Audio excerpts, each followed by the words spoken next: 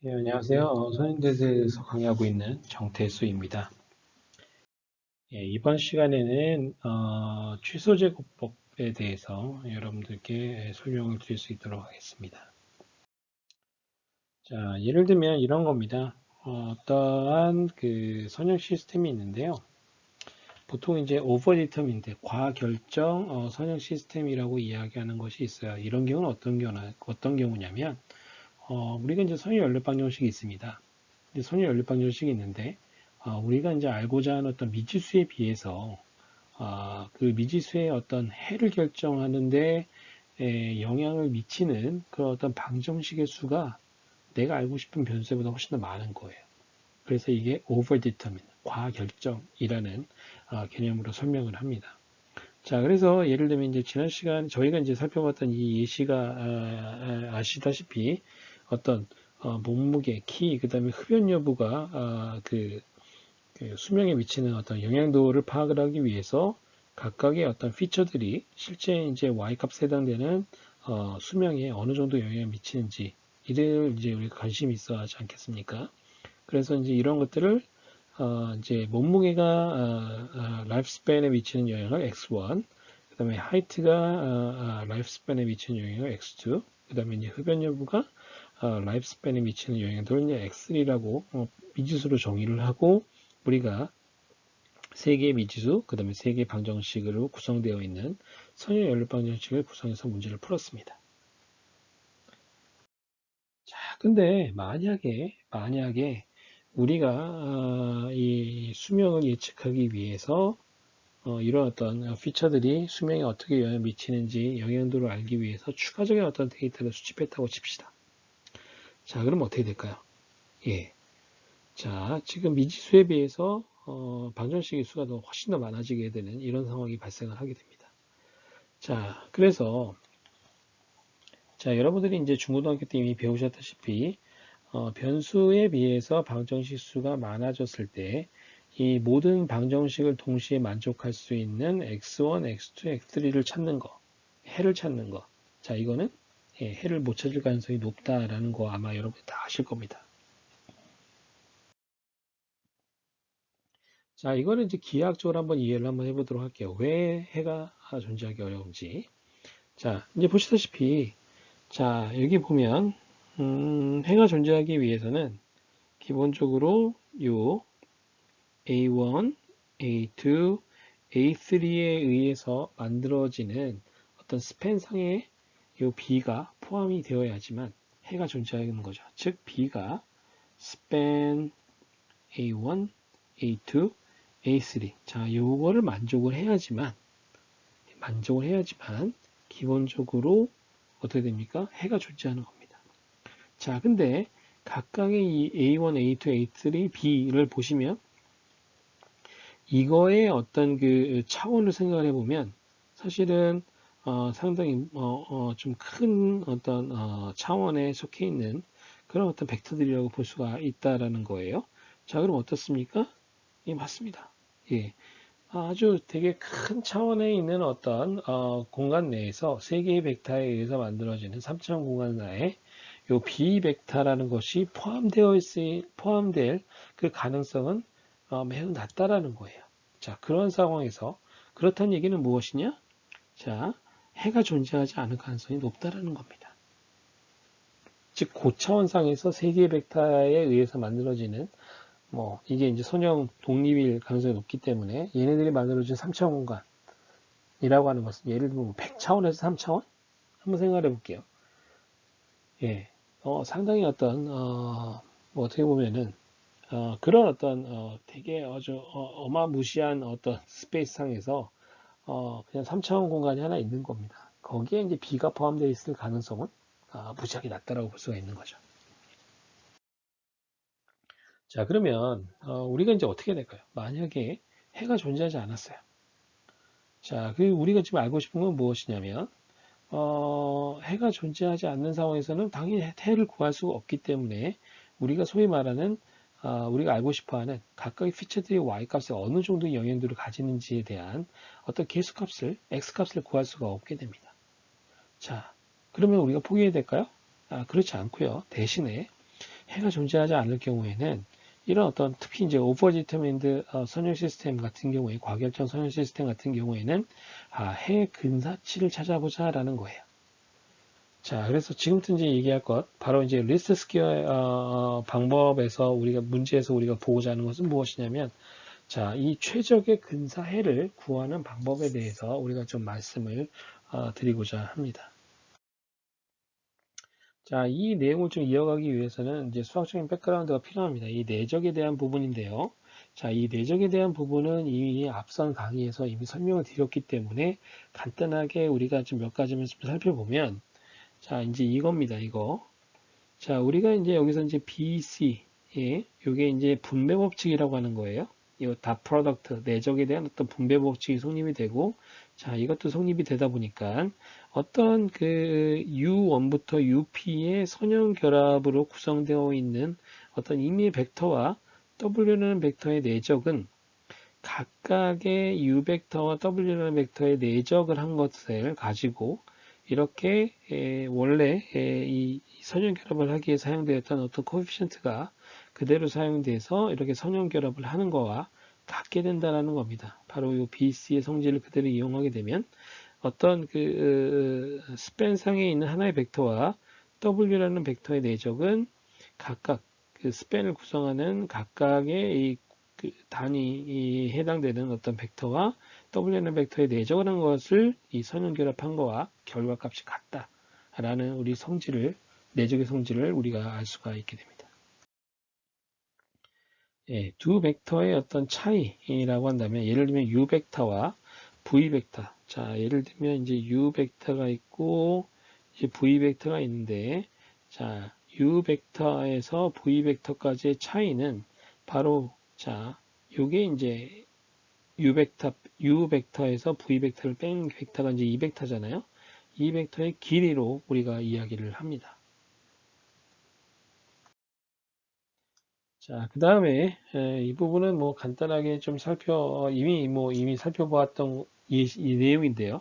사실은 이 내적의 이 기하학적인 의미는 우리가 이제 예전에 우리가 이제 벡터에서 내적을 설명드릴 때 이미 설명을 드렸다시피 어떤 U라는 벡터가 있고 V라는 벡터가 있으면 이 내적은 이렇게 예를 들면 얘가 이제 사이가 세타라고 했을 때 이렇게 이제 프로젝션을 하게 되는 또 다른 어떤 V'이라는 벡터가 있습니다.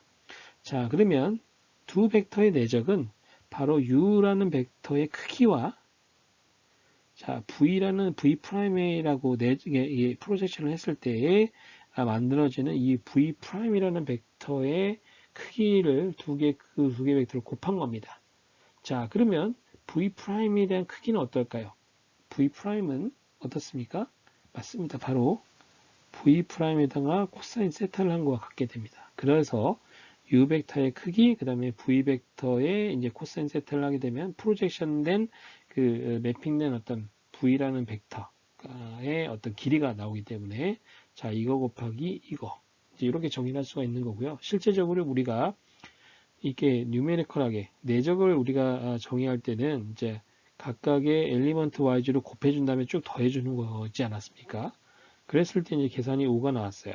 그리고 자, 이게 이제 U 벡터의 길이, V 벡터의 길이, 그 다음에 이제 두 개의 사이값이 계산이 됐는데, 사이각이, 예를 들면 루트 2분의 1이라고 했을 때, 45도일 때, 자, 이게 루트 2를 했을 때, 우리가 한번 계산해 보시면, 우리가, 지금, U.V가 U라는 벡터의 크기, 그 다음에 V라는 벡터의 크기, 그 다음에 코사인 세타. 자, 이거 연산을 하게 되면 두 개가 실질적으로 같은 값을 준다라는 거, 이거는 이제 수학적으로 증명이 되어 있는 상황입니다. 자, 그 다음에 이제 직교 벡터라는 개념을 좀 설명을 드리면, 저희가 이제 벡터의 내적을 설명드릴 때, 이제 설명드렸던 성질 중에 하나가 바로 이제 이 오르토고널 벡터라는 개념입니다. 직교 벡터라는 거고요. 두 개의 벡터가 직교한다, 오르토고널하다라는 얘기는 두 벡터가 이루는 사이각이 90도라는 것을 의미하는 것이고요.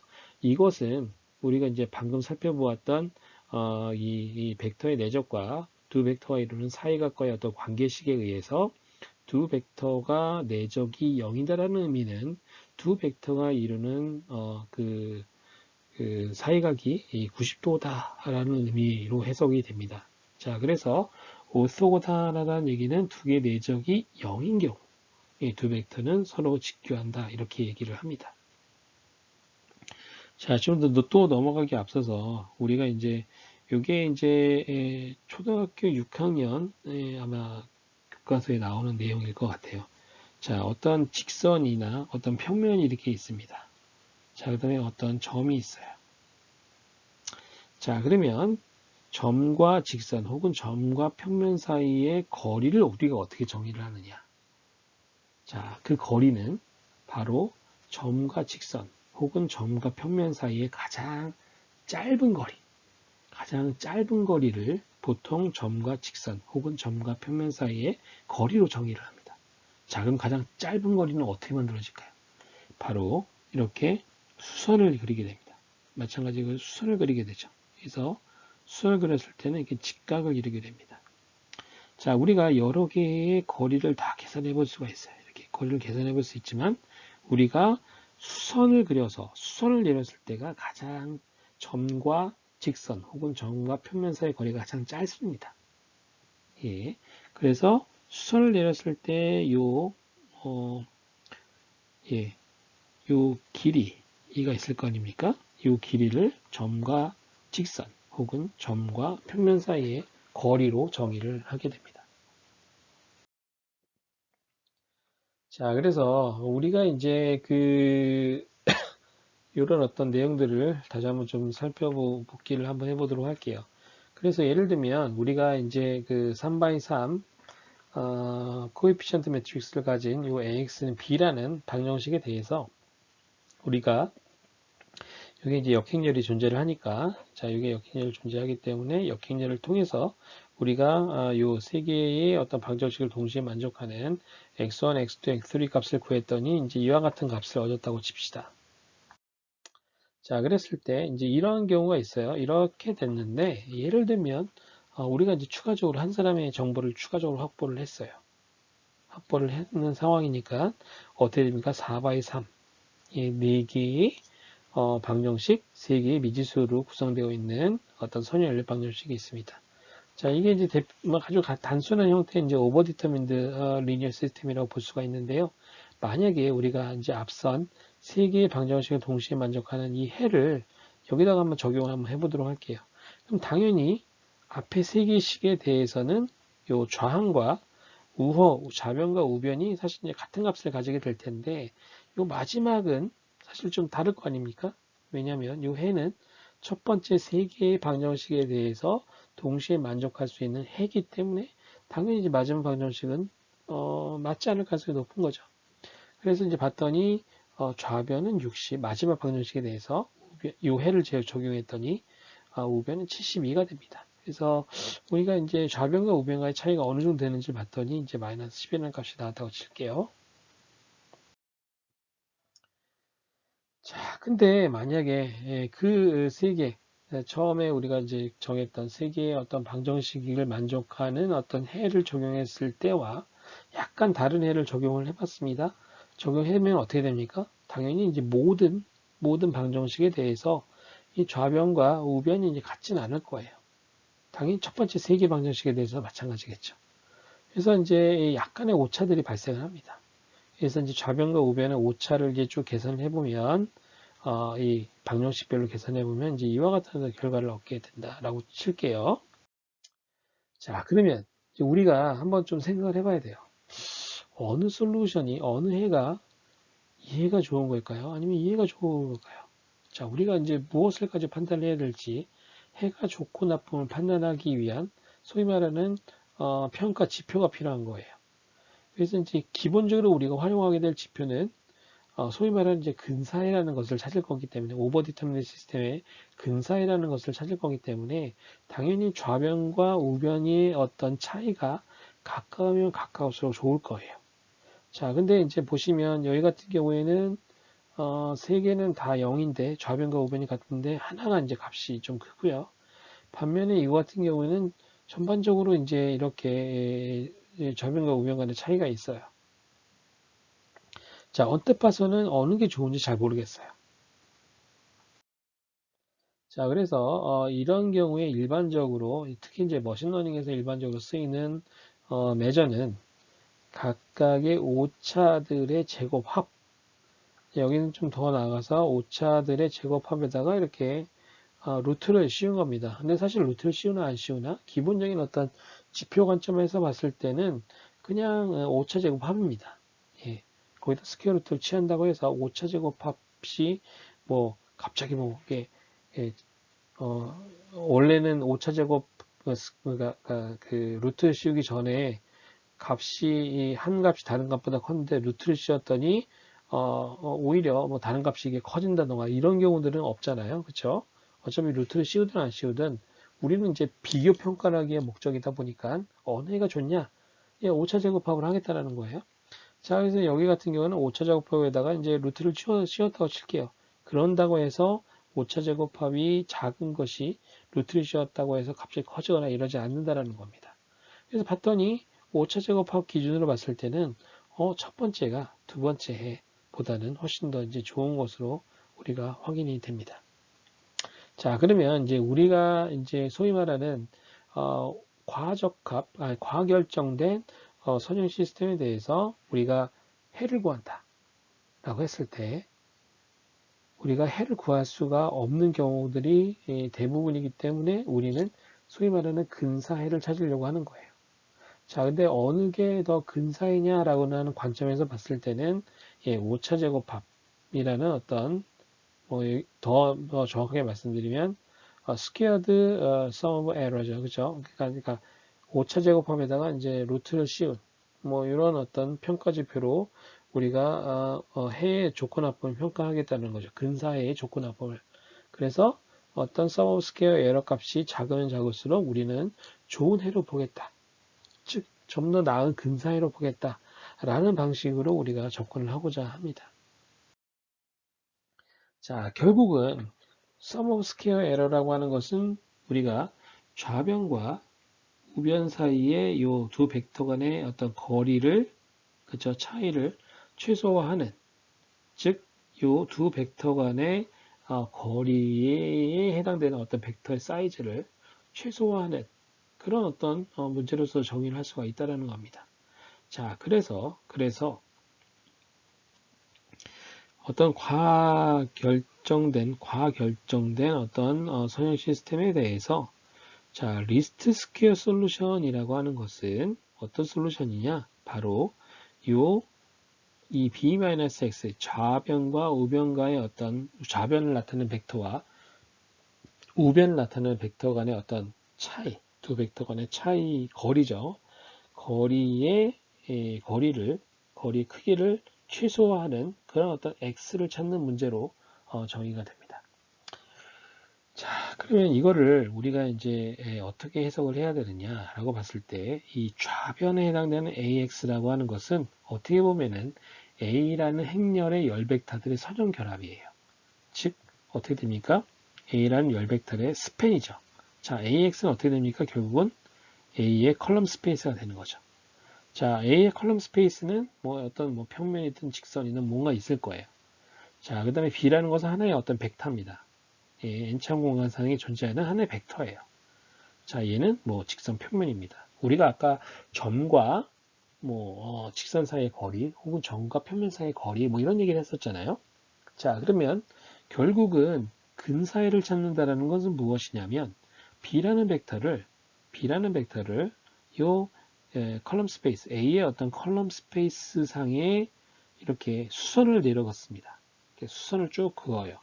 그러면 수선을 그었을 때 그 컬럼 스페이스 상에 존재하는 어떤 하나의 또 벡터가 있을 거 아닙니까? 그 벡터가 무엇이 될 거냐? 바로 AX의 해시 된다는 거예요. 자, 이게 지금 우리가 이야기하고자 하는 리스트 스퀘어 문제가 됩니다. 자, 한번 보도록 할게요. 자, 즉 아까 예를 들면 A의 컬럼 스페이스가 있습니다. 이거는 A의 컬럼들의 선형 결합으로 만들어지는 일종의 어떤 공간이라고 벡터 공간이라고 볼 수가 부분 공간이라고 볼 수가 있고요. 자, 요 B라는 벡터를요. 이렇게 가장 가까운 가까운 요 벡터로 쭉 선을 그렸을 때 그때 이 대응되는 요 점 컬럼 스페이스 상에 있는 요 벡터는 요 벡터가 바로 AX 해시 된다는 거고 요 X 해시 결국은 리스트 스퀘어 솔루션이 된다는 겁니다. 근사해가 되는 거죠. 근사해. 자, 그러면 이제 우리가 한번 보도록 할게요. 아까도 설명드렸다시피 자, 이게 이제 가장 가까운 거예요. 이제 가장 가까운 거죠. 가장 가까운 거리가 되는 겁니다. 그래서 X햇이 근사해가 되는 거예요. 자, 그러면 우리가 이제 관심 있는 건 무엇이냐면, 이거 X햇 어떻게 구하지? 가 이제 질문이 되는 겁니다. 자, 근데 이 X햇은 아주 재밌는 특징이 있겠죠. 바로 요 B-AX 해시라는 이 벡터가 바로 이제 이 벡터일 겁니다. 자, 이 벡터는 이 A의 컬럼 스페이스의 이 수직이 되겠죠. 아까 말씀드렸잖아요. 그게 가장 가까운 거리라고 말씀을 드렸기 때문입니다. 즉, B-AX는 자, 이게 바로 어떤 임의의 어떤 벡터가 됩니다. 어디상에? 컬럼 스페이스 상에 A의 컬럼 스페이스 상에 있는 임의의 벡터와 그쵸? 임의의 벡터는 어떠한 벡터들 간에 이 벡터는 항상 수직을 이루게 됩니다. 자, 그래서 이 벡터와 어떠한 그 컬럼 스페이스 상에 있는 어떤 임의의 벡터는 항상 이렇게 수직을 이루게 되죠. 자, 오소고단하다는 겁니다. 자, 오소고단하다는 얘기는 무슨 얘기예요? 맞습니다. 바로 x1, a1 더하기 xpap는 요거와 b-ax hat 이렇게 했을 때 요게 0이 나와야 돼요.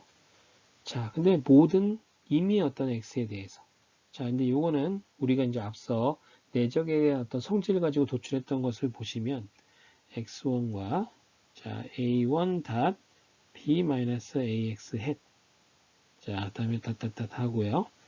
xp 그 다음에 ap 닷 b-ax hat 이렇게 쓰실 수가 있어요. 이게 0이 돼야 돼요. 근데 어떤 x1부터 xp에 대해서 자, 이게 항상 0이 돼야 돼요. 그 얘기는 무슨 얘기예요? 이것도 0이 돼야 되고 이것도 0이 되어야지만 이미 어떤 x1, xp에 대해서 이게 항상 0을 만족할 수가 있게 됩니다. 자, 그 얘기는 무엇이냐? 자, a1과 b-ax 핵도 직교를 해야 되고 xp와 b-ax 핵도 직교를 해야 돼요. 자, 이게 이제 이 얘기죠.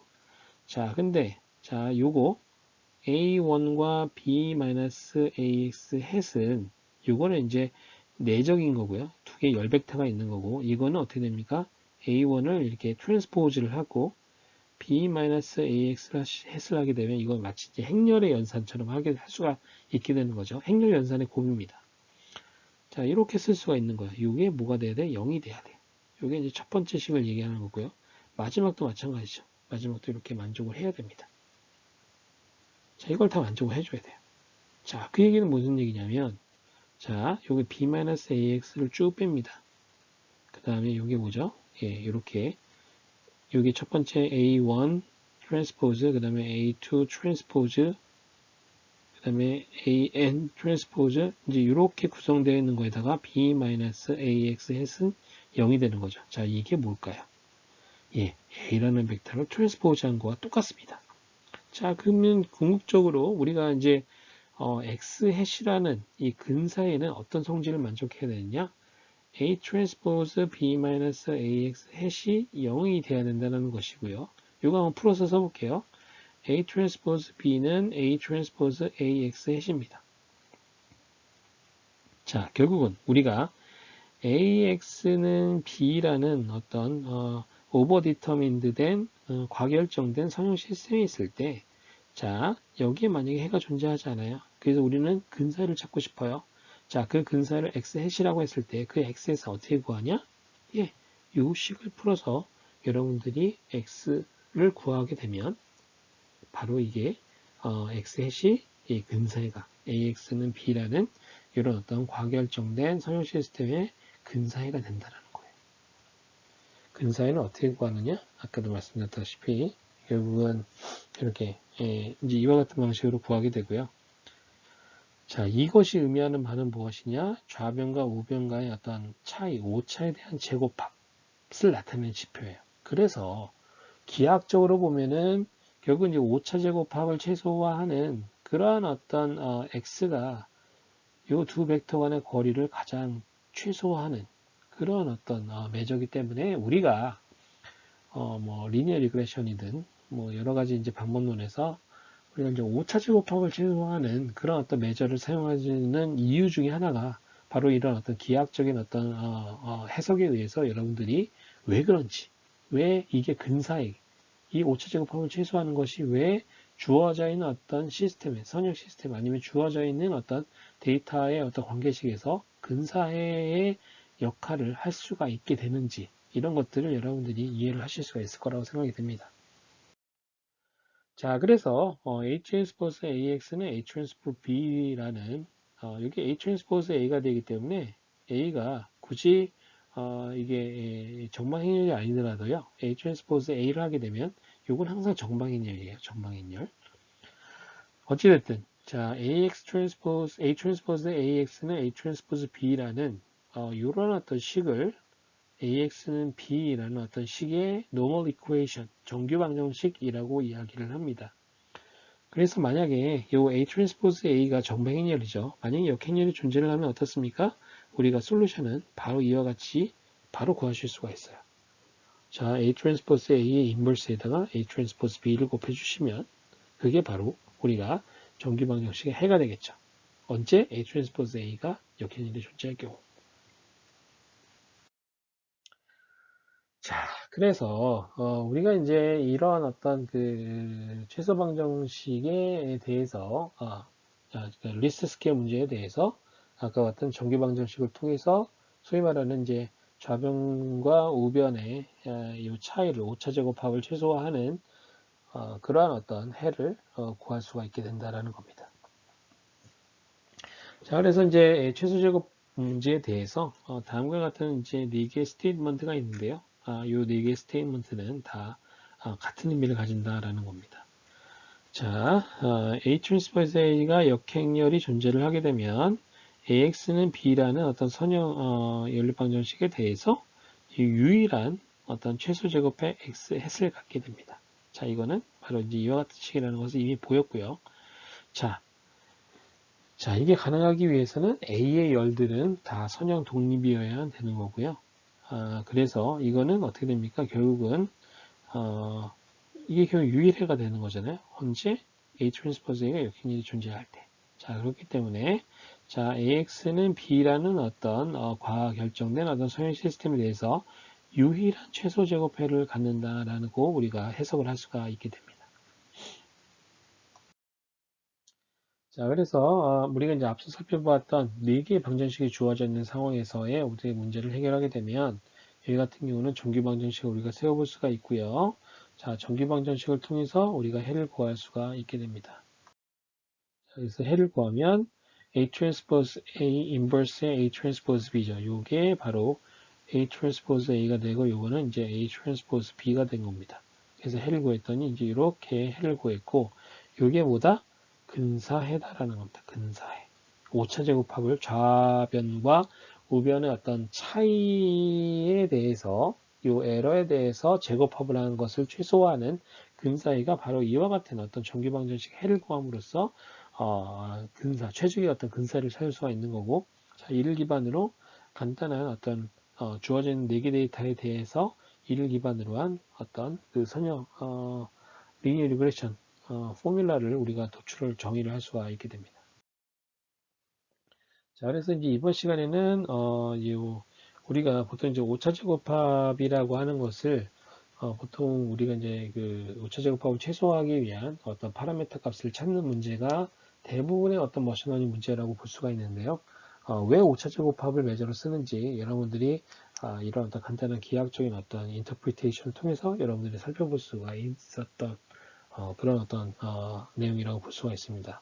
그래서 과결정된 어떤 수능 시스템에 대해서 우리가 이제 해를 구하고자 할 때는 답을 구할 수가 없기 때문에 어떤 최적의 근사애를 찾는 데 주 목적이 있다.